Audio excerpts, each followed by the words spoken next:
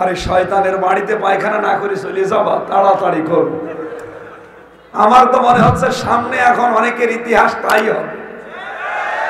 আমার কুষ্টিয়ার হানিফের বাড়ি অলরেডি টয়লেট হয়ে গেছে, 4-5 জন করে যায়, কেউ এদিকে কেউ এদিকে কেউ এদিকে, মনে হচ্ছে জামাত বন্ধ টয়লেট চলছে। এমনিতে এগুলো করেনি, পোড়া খুলনা বিভাগে কোথায় কোথায় কার উপরে মামলা দেওয়া হবে, জুলুম করা হবে, মিথ্যা মামলা দেবে, কার বাড়ি ঘর ভাঙবে, ওখান থেকে ষড়যন্ত্র হতো। আর সারা বাংলাদেশে কি হবে সেটা হয়তো ওখানে। এই কারণে আল্লাহ এই জায়গাগুলো অভিশপ্ত করে দিয়েছে। আমি কি এটা বানিয়ে বলছি?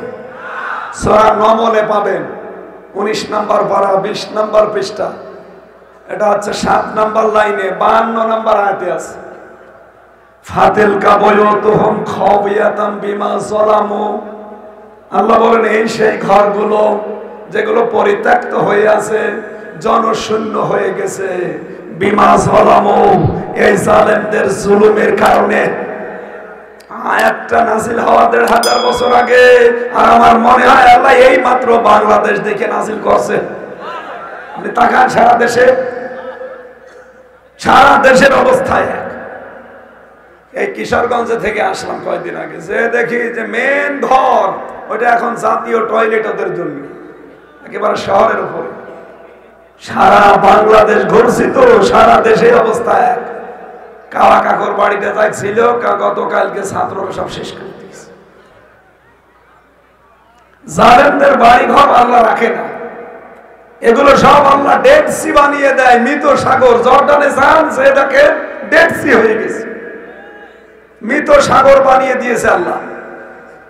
এই জন্য এতদিন যারা জুলুম করেছেন তাদের বাড়ি ঘর রাখবে না আল্লাহ, হয় জনশূন্য করে দেবে অথবা পরিত্যক্ত বানিয়ে দেবে।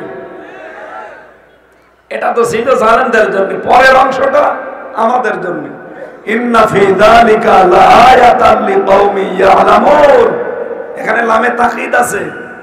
আল্লাহ বলেন অবশ্যই এর ভেতরে শিক্ষা আছে। কাদের জন্য? লিকাওমি ইয়ালামুন, যারা জ্ঞানী তাদের জন্য। সুতরাং আমরা যদি জ্ঞানী দাবি করে থাকি, আগামী থেকে যারা আসবেন এই বাংলার চেয়ারে যারা বলবেন, চিন্তা ভাবনা করে দেশ চালাবেন। যদি জুলুম করেন 5 বছর পরে আপনার বাড়িও শ্মশান হয়ে যাবে।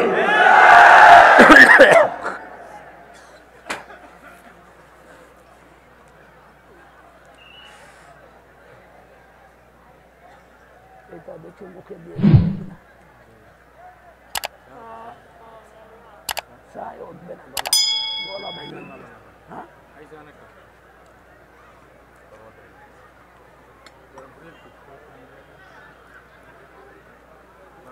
নষ্ট করা দরকার।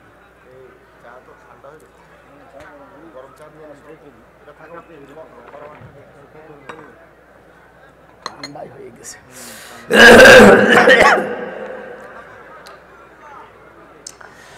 আরে ভাই, জালেমরা 3টা বছরে এমন কোন টর্চার নেই রিমান্ডে আমার শরীরের উপর করে না, একেবারে ধ্বংস করে দিয়েছে।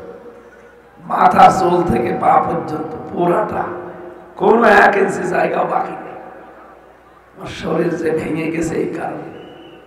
এই রিমান্ডে আর এই ফাঁসির কন্ডেম সেলের ভেতরে 3টা বছরের চিন্তায় ভাবনায়, খেয়ে না খেয়ে সবকিছু এখন দুর্বল। এখন স্বাভাবিক হতে আরো সময় লাগবে। আর ডাক্তাররা বলছে 4-5 দিন যে কষ্টে যাচ্ছি, মানা করলাম এত করে, আজ 2 দিন আগে দাঁড়িয়েছে, কথা বলতে পারবো না, আমার কণ্ঠ দিয়ে কথা বের হচ্ছে না। আপনারা যারা আছে ওনাদের দিয়ে চালিয়ে নেন।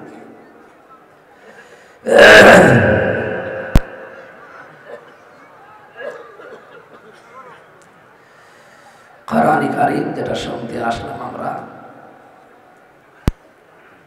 তামাম পৃথিবীর পানিকে আল্লাহ বলেন যদি কেউ কালি বানিয়ে ফেলে, তামাম দুনিয়ার সব গাছকে যদি কলম বানিয়ে মানুষ আর জিন সবাই মিলে লিখতে আরম্ভ করে, হয়তো একদিন পানি আর এই কলম ভাঙতে ভাঙতে শেষ হয়ে যাবে।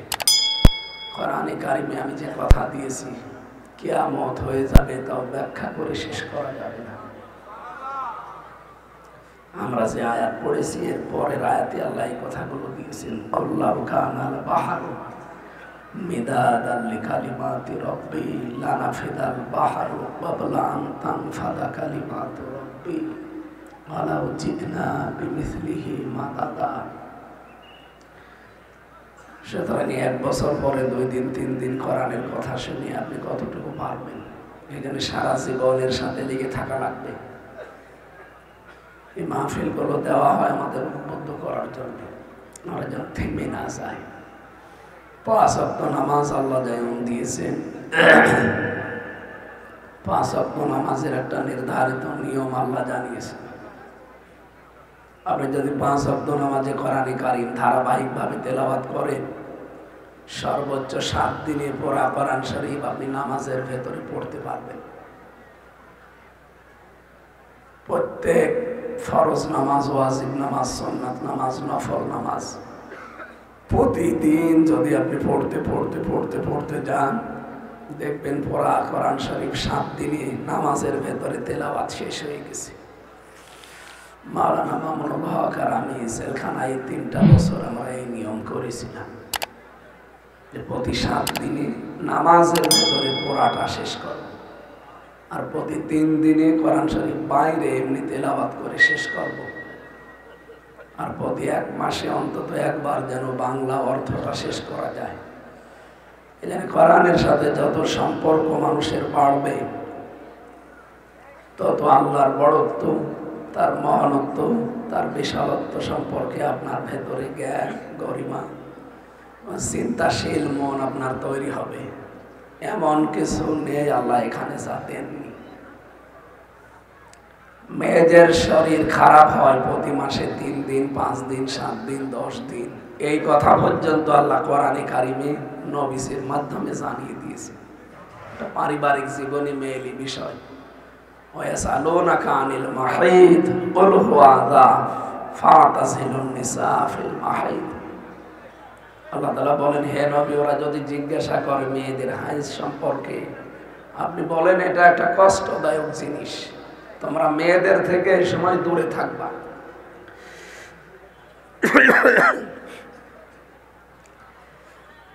পারিবারিক জীবনে এরকম একটা ছোট বিষয় যদি আল্লাহ বলতে পারেন, এমন কোন বিষয় আছে যে আল্লাহ কোরআনে দেয়নি? কথা বুঝতেছে? পারিবারিক জীবনে মেয়েদের শরীর খারাপ হয়, এইটা যদি কোরআনে থাকে, এমন কোন বিষয় আছে যেটা এর ভেতরে নেই?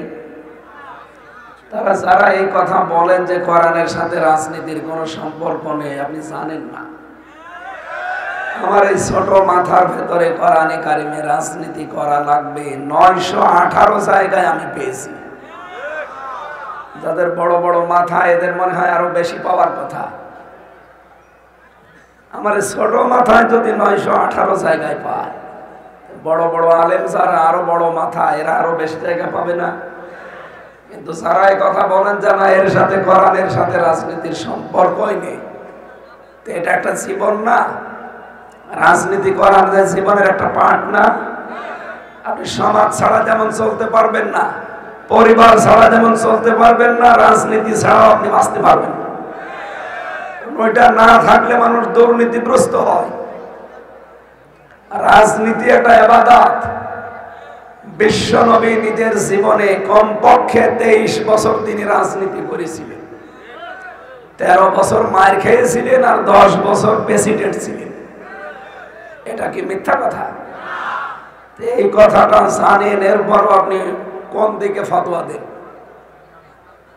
সুতরাং বাস্তবতা এইটা, নবীজি যেহেতু 13 বছর মার খাওয়ার পরে 10 বছর এই কোরআন দিয়ে রাষ্ট্র চালিয়েছিলেন, আমরা অলরেডি দেশে 15 বছর মায়ের খেয়ে ফেলেছি। কথা বলে না কেন? এখন আমাদের উচিত এই কোরআন দিয়ে এই দেশ 10 বছর চালানো। আপনি যেহেতু আল্লাহ একজন আছে, রাসূল একজন আছে, আপনি বিশ্বাস করেন, আপনাদের বিশ্বাসের দাবি অনুযায়ী বলছি, উনি 13 বছর মায়ের খেয়ে 10 বছর যদি এটা চালাতে পারে, আমরা 15 বছর মায়ের খেয়ে ফেলেছি, এখন 10 বছর চালাবো না? এখন এইটা চালাতে চাই আমরা 10 বছর। আপনারা অন্যদিকে নিয়ে যান কেন? না, হুজুর রাজনীতির কথা বলবে কেন? আরে ভাই, নবীজি যদি 10 বছর চালাতে পারে, আমি চালাবো না কেন? যাদের জীবনে আলাদা কর্মজীবন আছে, পাশাপাশি রাজনীতিকে যারা ইবাদত মনে করে পালন করে, তাদের জীবনে আপনি দুর্নীতি পাবেন না। আর যাদের কোনো কর্মজীবন নেই, রাজনীতি তাদের কর্মজীবন, মনে করবেন ওর জীবনটা পুরাটাই ধোঁকা। কি কথা বললেন না? এই দেশে যারা দেশ চালিয়েছিল অতীতে, আরো যারা চালাচ্ছে, সামনে যারা অনেকে আশা করে আছে, অধিকাংশ মানুষের দেখি কর্মজীবন নেই। ওর আসল কর্মজীবনই হচ্ছে রাজনীতি করা।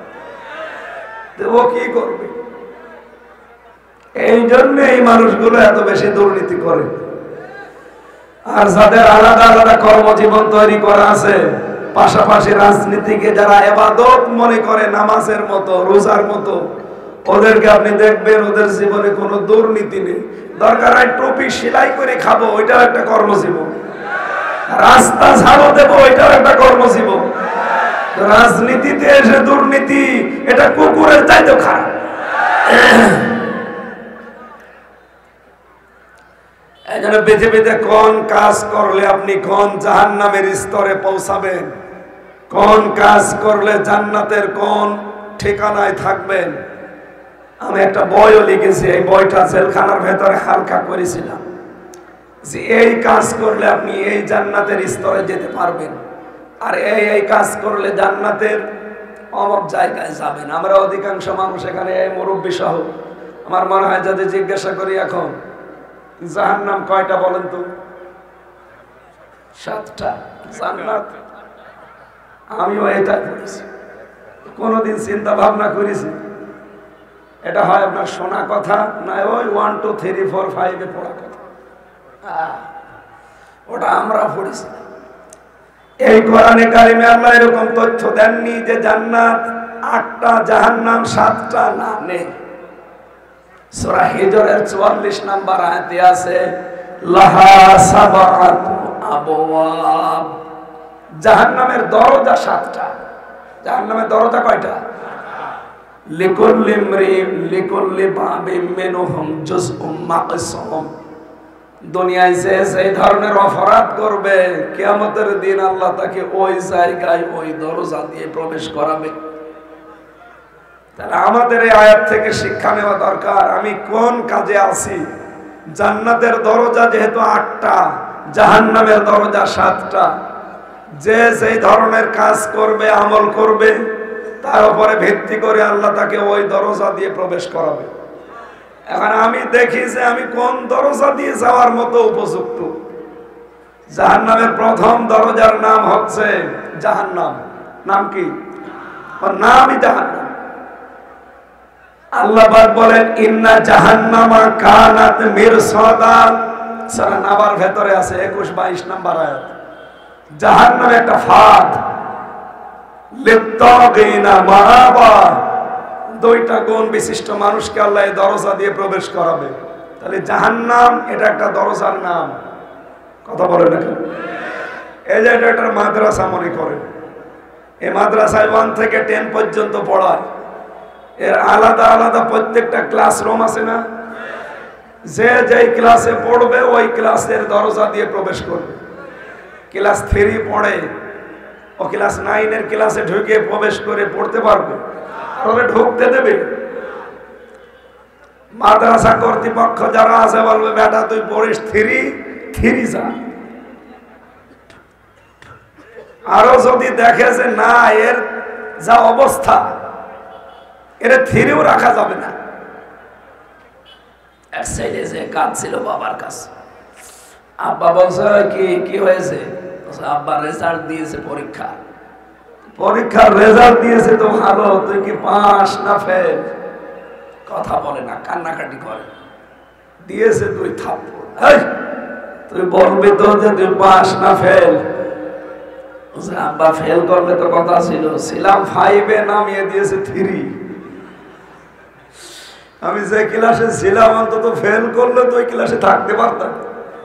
এমন ছাত্র আমি পরীক্ষার রেজাল্ট দেখার পরে স্যারদের মাথা গেছে খারাপ হয়ে, আমি ছিলাম 5-এ, নামিয়ে দিয়েছে কোথায়?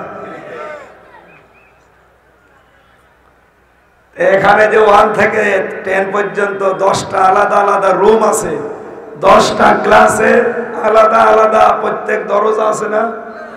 যে সেই ধরনের তাকে ওই দরজা দিয়ে এ মাদ্রাসার যারা স্কুলের যারা কর্তৃপক্ষ স্যার যারা বলে এই দরজা দিয়ে তুই প্রবেশ কর, ওখানে লেখা থাকে 1 2 3 লেখা থাকে না? এখন দুনিয়াতে আপনি কি কি কাজ করছেন, এই কাজের উপরে ভিত্তি করে কিয়ামতের দিন আপনাকে আল্লাহ ওই দরজা দিয়ে প্রবেশ করাবে। এখানে যেহেতু মাদ্রাসায় একটা ক্লাসরুম 10টা, জান্নাতও একটা, জান্নাতের বাপ দরজা স্তর কোরআনে আমি 100টা পেয়েছি, নাম করা আছে 8টা। জাহান্নামের দরজা পেয়েছি 7টা, জাহান্নাম 1টা। এখানে যারা অবাধ্য, যে মানুষগুলো সীমা লঙ্ঘন করে আর আল্লাহর বিধানকে যারা অস্বীকার করে, এই 2টা গুণে গুণান্বিত মানুষদেরকে আল্লাহ জাহান্নামের দরজা দিয়ে প্রবেশ করাবে। 2 নম্বরের দরজার নাম হচ্ছে লাসা, কাল্লা ইন্নাহা লাসা নাসাআতাল লিশাওয়া তাদউ মান আদবারা ওয়া তাওয়াল্লা ওয়া জামাআ ফাআওয়া। সূরা মাআরিজের ভেতরে আছে লাসা, এটা তো ভয়ঙ্কর। রব্বুল আলামিন বলেন এখানে প্রবেশ করার সঙ্গে সঙ্গে মানুষের চামড়া খসে যাবে। এই ভয়ঙ্কর দরজা দিয়ে কাদেরকে প্রবেশ করাবো জানো? যে মানুষগুলো দুনিয়ার ময়দানে সত্যকে সত্য জানার পরে অ্যাবাউট টার্ন করে চলে গেছে। আর এটা বাংলাদেশে বেশি, এই কথা বোঝা লাগবে। চোখে আঙ্গুল দিয়ে দেখিয়ে দেওয়া হয়, তারপরও না, চলে যায়। অনেকে নাম ধরবো। 2 নম্বরে পৃথিবীতে যারা মাল সম্পদ জমা করতেই থাকে আর চিন্তা করে কি করে এটা সংরক্ষণ করে রাখা যায়, এই 2টা গুণ যাদের, তাদের আল্লাহ লাজাই দেবে। 3 নম্বরের দরজার নাম হাবিয়া, ওমা আদরাকা মা হিয়া নারুন হামিয়া। হে নবী, আপনি কি জানেন হাবিয়াটা কি? এটা জ্বলন্ত আগুন। এখানে কাদেরকে দেবেন? ওয়া আম্মা মান খাফফাত মাওয়াজিনুহু ফাউম্মুহু হাবিয়া। এই পৃথিবীতে যাদের ওজনের পাল্লা হালকা হবে তাদেরকে আল্লাহ হাবিয়ায় দেবে। এবার আসেন মূল কথায়। ওজনের পাল্লা বলতে বাংলাদেশে আমাদের একটা ভ্রান্ত ধারণা আছে, আমরা মনে করি মিজান, মিজানের পাল্লা। মিজানের পাল্লা মানে কি? দেখলেন, আপনার মতো আমিও জানতাম। মিজানের পাল্লা মানে দাড়ি পাল্লা। আপনি এমন কোন অভিধান পৃথিবীতে পেয়েছেন যেখানে আরবিতে লেখা আছে যে মিজান মানে দাড়ি পাল্লা? নেই। আমি যত অভিধান বাংলাদেশে আছে সব আমি দেখেছি, একটাও পাইনি। আমার বিশ্ববিদ্যালয়ে কোরআনের উপরে মাস্টার্স করা, তার মানে আপনার চাইতে অন্তত কোরআনের উপরে কিছুটা হলেও কিছু দখল আমার বেশি আছে। এত কিছু পড়াশোনা করি আমি মিজান মানে দাড়ি পাল্লা পাইনি। মিজান মানে মানদণ্ড। মিজান মানে কি? আপনি অভিধান নিয়ে আসেন, এটা লেখা আছে।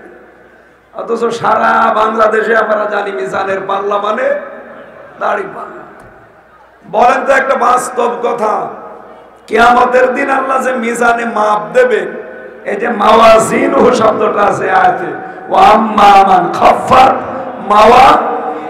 মাওয়াজিনহু,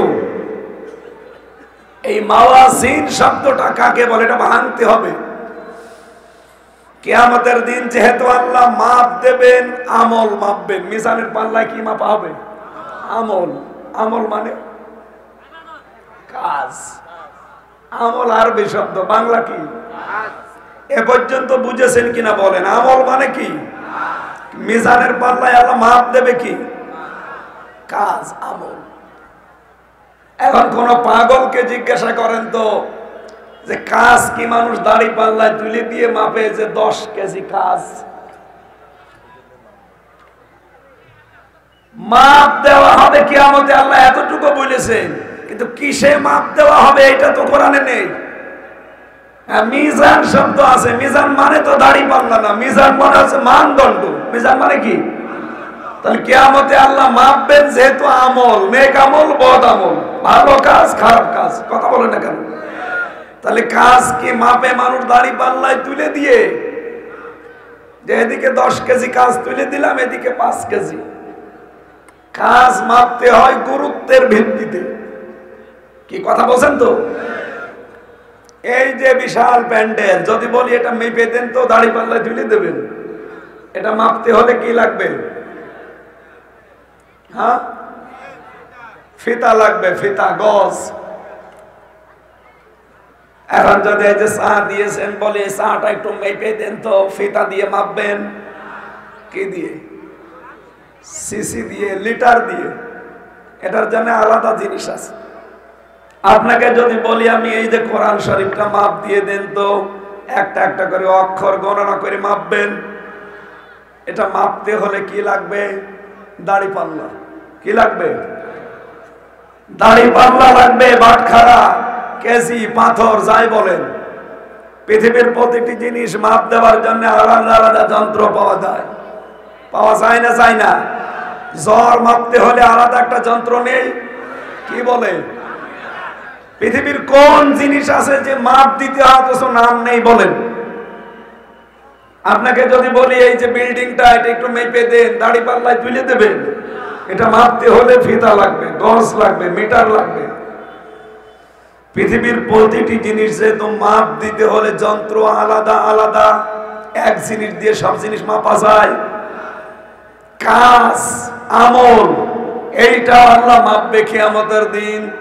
এটা দাড়ি পাল্লা দিয়ে না, মাপবে গুরুত্বের ভিত্তিতে। কারণ কাজ মাপাই হয় গুরুত্বের ভিত্তিতে। আপনি কাজটা গুরুত্ব দিয়ে করেন কিনা এইটা আমি হিসাব করে দেখব। আপনাকে আমি একটা কাজ দিলাম, কাজ কি গুরুত্বপূর্ণ না গুরুত্বহীন, এইটা আগে দেখা হবে। আপনি কাজটা কি গুরুত্বহীন ভাবে করেছেন না গুরুত্বপূর্ণ মনে করে করেছেন, এটার উপরে মেসেজ করে আপনার পুরস্কার দেব। কথা বলে না কেন? কিয়ামতের দিন যেহেতু আল্লাহ আমল, কাজ, এটা মাপবেন, গুরুত্বের ভিত্তিতে কাজ মাপা হয়। তাহলে আজকের এই প্যান্ডেলটার গুরুত্বপূর্ণ জিনিস সামিয়ানা আর খুঁটি। এই কথা বলছেন না কেন? এই প্যান্ডেলটায় যদি সামিয়ানা আর খুঁটি থাকে, দূর থেকে কেউ দেখলে বলবে যে এটা প্যান্ডেল, বলবে না? তো সামিয়ানাও নেই, খুঁটিও নেই, শুধু টেবিল আছে, টিস্যু বক্স আছে, চায়ের কাপ আছে, কেউ বলবে এটা স্টেজ? তাহলে এইগুলো গুরুত্বপূর্ণ না। গুরুত্বপূর্ণ হচ্ছে খুঁটি আর সামিয়ানা। এ পর্যন্ত বুঝেছেন কিনা বলেন?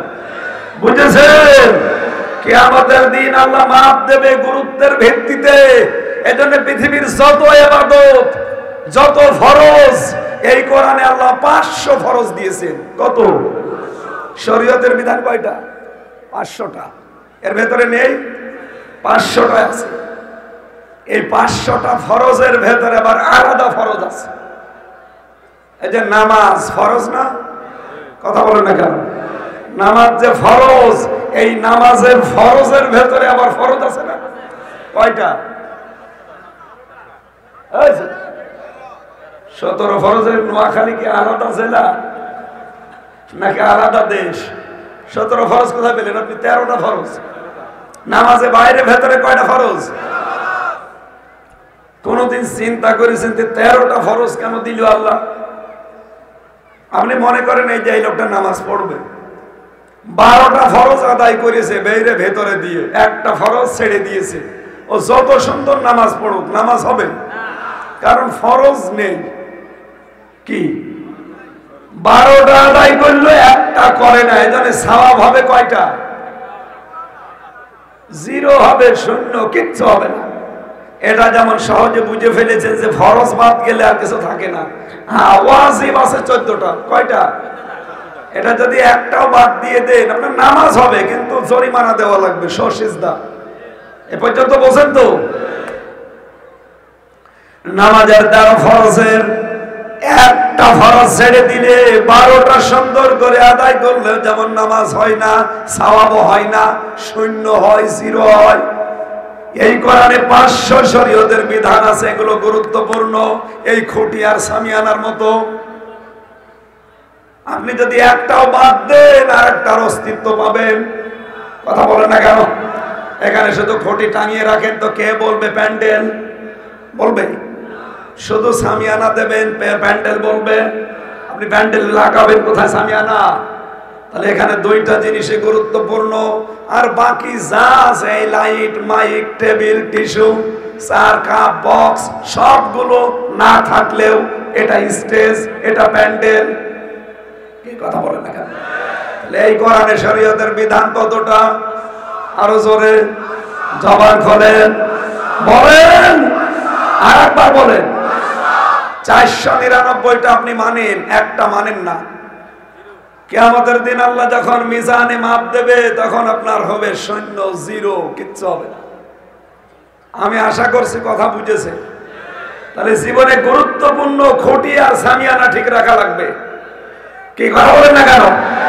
এই 500র ভেতরে মেসাক করা আছে, দস্তরখানা বিছিয়ে খাবার খাওয়া আছে, দাড়ি রাখা আছে, জোব্বা গায়ে দেওয়া আছে, টুপি মাথায় দেওয়া আছে।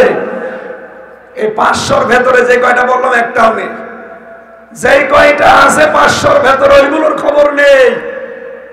আমরা এখন মারামারি করছি মেসাক করা নিয়ে। এই কথা বলছেন না কেন? কিয়ামতে আল্লাহ মাপ দেবে আপনাকে গুরুত্বের ভিত্তিতে। গুরুত্বপূর্ণ কাজই তো আপনার জীবনে নেই। নামাজ যেমন গুরুত্বপূর্ণ, সুদ ছেড়ে দেওয়া গুরুত্বপূর্ণ। ওই বিধানে কোরআনে আছে না? কত মানুষে যে টাকা ছেড়ে রাখে, টাকা আসে, 1000 টাকা দিলে 200 টাকা বেশি দেয়। এই এলাকায় আছে। এটা কি বলে? এটা মায়ের সাথে জেনা করার গুনাহ হচ্ছে। বলেন, মায়ের সাথে জেনা করে এসে আপনি নামাজে দাঁড়ালেন, নামাজ হবে? তার মানে গুরুত্বপূর্ণ খুঁটি নেই আপনার। এজন্য আশা করছে আপনি হাবিয়া দশকের অধিকারী হয়ে যাচ্ছেন, ওই দরজা দিয়ে আল্লাহ প্রবেশ করাবে। গুরুত্বপূর্ণ কোন কাজ যেন জীবনে ছেড়ে না যায়। হ্যাঁ, গুরুত্বহীন যেগুলো টিস্যু, পানির বক্স, এরপরে লাইট, মাইক, এই যে ভিডিও ক্যামেরা, এগুলো না থাকলেও আমার অসুবিধা নেই। জীবনে আমি গুরুত্বহীন যেগুলো আছে এগুলো হাজার হাজার, এগুলো যদি 2-1টা কমও হয় সমস্যা নেই, কিন্তু এই 500টা আপনাকে মানায় লাগবে।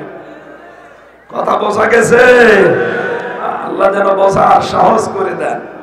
4 নাম্বারটার নাম হচ্ছে সাগীর। নাম কি? যারা কিয়ামত অবিশ্বাস করে, যে জবাব মবাব নেই, নো চিন্তা গফর দিয়ে এরকম করে বেড়ায়, তারা সাগীরে যাবে। 5 নাম্বারটার নাম হচ্ছে সাকার। যে মানুষগুলো নামাজে উদাসীন, নামাজ পড়ে কিন্তু নামাজের কোনো শিক্ষা নেয় না, যারা সমালোচনা করে মানুষের, যারা সমালোচনা করে মানুষের, আর যারা এতিম মিসকিনদের খাবারের ব্যবস্থা করে না, দারিদ্র মুক্ত করার জন্য কাজ করে না দেশে, আরো দারিদ্র কি করে হয় সেই চেষ্টা করে। এই দেশটা থেকে এই 15.5 বছরে 62 লক্ষ কোটি টাকা পাচার হয়েছে। 62 লক্ষ কোটি। এই টাকাগুলো থাকলে দেশটা আজকে দাঁড়িয়ে যেত। এমনকি হাসিনা যাবার সময় 14টা ব্রিফকেস নিয়ে গেছে, সব ছাই আর মাটি ভরা ছিল। শয়তান মহিলা এখনো পর্যন্ত উল্টাপাল্টা কথা বলেন। মানে কালকে বক্তব্য দিয়েছে, আমি কি কিছু করিনি, আমার বাবার ঘরটা ভেঙে দিলেন। কি করেছেন আপনি? আপনি এক পদ্মা সেতু বানিয়েছেন, সে টাকা দিয়ে, ওই টাকা দিয়ে 4টা পদ্মা সেতু বানানো যায়। বাংলাদেশের পাবনা, এই যে রূপপুরে যে পারমাণবিক কেন্দ্র, এখান থেকে ওর ছোট বোন কত হাজার হাজার কোটি টাকা মারি গাড়ি করেছে। 1 একটা মানুষ দেখানি 15.5 বছরে ওই দল করেছে, অথচ 2টা টাকা মারিনি। আপনি দেখান। দরবেশকে ভালো মনে করতাম, 36,000 কোটি টাকা মারি কাটি। একটা মানুষ আমি ভালো পাইনি। বলেন কোনটা ভালো ছিল? বলেন। যেটা বলবেন ওইটা বড় দুর্নীতিবাজ। এই যে আপনার নোয়াখালীর কৃতি সন্তান কাওয়া, এই যে কত বড় শয়তান। আমি 4-5 দিন আগে গিয়েছিলাম বিআরটিআর অফিসে। আমার ওই গাড়ির কাগজ ফেল ছিল, আমি ঠিক করতে গেলাম। অফিসার আমারে বলছে, হুজুর আপনি তো কথা বলেন সারা দেশে, আমাদের এখানে যে কাওয়া ছিল, ওই যে মাসুদ, তুমি ভালো হয়ে যাও। ওই মাসুদ বলছো, হুজুর আমি বিএনপি ছাত্র দলের লোক, বগুড়ায় আমার বাড়ি। ওই শয়তানের বাচ্চা আমারে কালার করার জন্য, সারা দেশের মানুষের কাছে আমারে পৌঁছানোর জন্য এই মিডিয়ার সামনে এই কভারেজটা নিয়েছে। মাসুদ তুমি ভালো হয়ে যাও। অথচ এখানে আমাদের একটা ভবন হওয়ার মাত্র 35 কোটি টাকা হলে ভবনটা হয়ে যায়, সেখানে 275 কোটি টাকা ওই শয়তান মারি করে। কোথায় 35 কোটি, কোথায় 275 কোটি? বলেন। ও মরণের ঘর থেকে ঘুরে এসেছিল, আল্লাহ ওরে ফেরত দিয়েছিল। যে অবস্থায় ছিল সিঙ্গাপুরে, আমি ওদের দেখেছিলাম। ও কালো কুচকুচে হয়ে গেছে না, কাওয়া কাকুর মতো। আল্লাহ দয়া করে ফেরত দিল। যা যে কয়দিন আসিস একটু আল্লাহ বিল্লাহ কর। আর শয়তান এসে তামাম দুনিয়ার সবকিছু শেষ করে ফেলেছে। এই জন্য যা করেছিলেন এই 15.5 বছর, এটা তো এখন আর বের হচ্ছে না। কিছু সুশীল আছে, কান্না করছে, মায়া কান্না, বাড়িটা ভেঙে দিল। আরে শয়তান, কত মানুষকে এই জায়গায় গুলি লাগিয়ে মেরেছে আমার সামনে।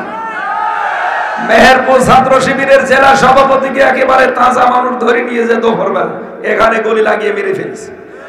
তখন তোমার মুখ দিয়ে আও আসে না। আর একটা বাড়ি পুড়ে গেছে, পুরাতন বাড়ি, ও বাড়িতে এমনি ভেঙে দেওয়ার দরকার ছিল। কারণ দুনিয়ায় যারা জালেম, আপনি তাকান তাদের ইতিহাস, প্রতিটি জালেমের বাড়ি ঘরগুলো পরিত্যক্ত অথবা পায়খানা। আবু সাহেলের মতো এত দামি জায়গায় বাড়ি, তার কাবার পাশে, এত দামি জায়গায় বাড়ি হওয়ার পরেও যদি তার বাড়ি আন্তর্জাতিক টয়লেট হয়ে যায়, এ বাড়ি তো বাড়ি না। তারপরেও আমরা আহ্বান জানাচ্ছি, যদি পারেন, যেহেতু আমাদের পূর্বপুরুষ ওই ধর্মের ছিল, আপনি একটা মন্দির বানিয়ে দেন। যদি মন্দির নাই বানান তো অন্তত মসজিদ বানিয়ে দেন। আর আমি জানি দেশের মানুষ মসজিদ বানালে মেনে নিচ্ছে না, কারণ গজবের জায়গায় নামাজ হবে না। এই জন্য আমার মনে হয় এখন যুবক যারা এই দেশে, তারা সবাই আওয়াজ তুলছে যে ওইটা জাতীয় টয়লেট বানিয়ে। আমি একবার কাবা শরীফ তাওয়াফ করছিলাম, হঠাৎ দেখি পেটে ব্যথা। কি গো? এক পুলিশকে বললাম, ইয়া আখি তা ভাই এদিকে আসেন। কি? মানে এতক্ষণ তো ভালোই লাগছিল, কাবা শরীফ আমি তাওয়াফ করছিলাম, হঠাৎ এই উপরে এসে আমার পেটে ব্যথা করছে। এখানে কোনো ফার্মেসি আছে? আমার বলছে, ইয়া হাজি ওল হজ্জাতায়না বিলাদুকা। হাজি দেশ কোথায়? যে তুমি বাংলাদেশ। বাংলাদেশ থেকে এসেছি। ওর ভাষা দিয়ে আমারে বলছে, হাজি আপনি জানেন না এটা কোন জায়গা? না তো। আবু জাহেলের বাড়ি। আপনি এখনো পায়খানা না করে দাঁড়িয়ে আছে, তাড়াতাড়ি যান। পায়খানা করে দেখি আমার পেটের ব্যথা ভালো হয়ে গেছে। সুবহানাল্লাহ।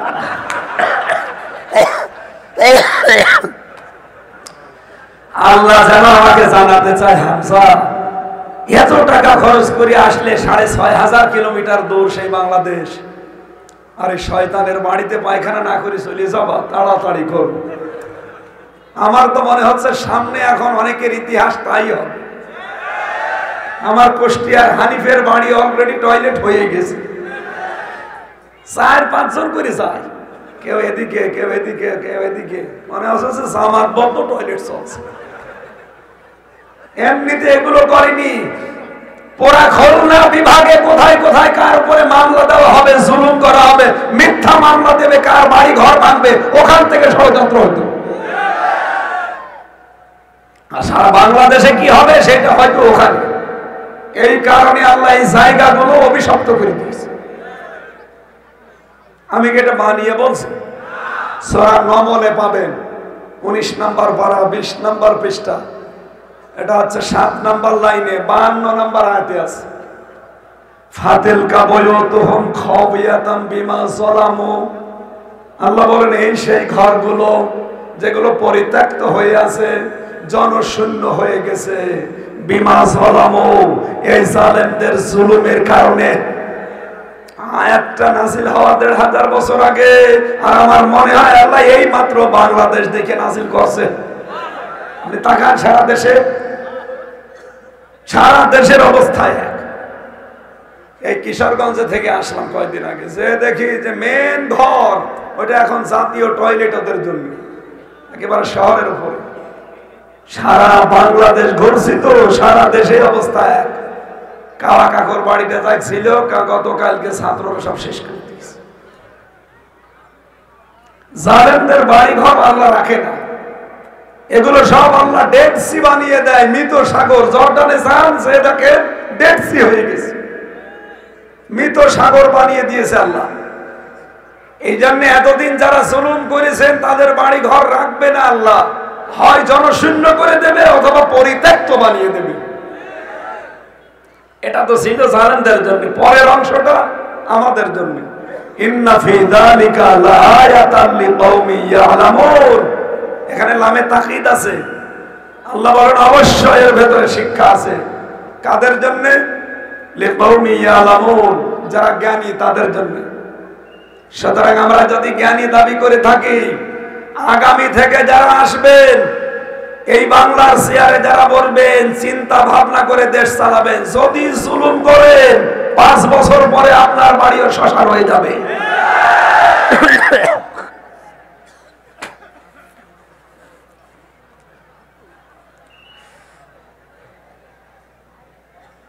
এটা দেখে মুখে দিয়ে সারে কিনা, চায় উঠবে না, গলা ভেঙে গেল। হ্যাঁ,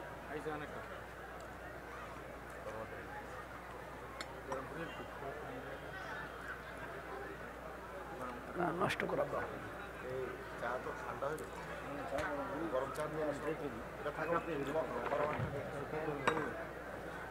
ঠান্ডাই হয়ে গেছে।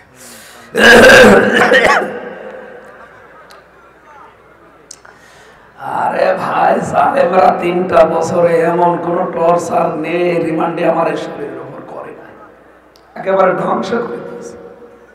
মাথা চুল থেকে পা পর্যন্ত পুরাটা, কোন 1 ইঞ্চি জায়গা বাকি নেই। আমার শরীর যে ভেঙে গেছে এই কারণে। এই রিমান্ডে আর এই ফাঁসির কন্ডেম সেলের ভেতরে 3টা বছরের চিন্তায় ভাবনায়, খেয়ে না খেয়ে সবকিছু এখন দুর্বল। এখন স্বাভাবিক হতে আরো সময় লাগবে। আর ডাক্তার বলছে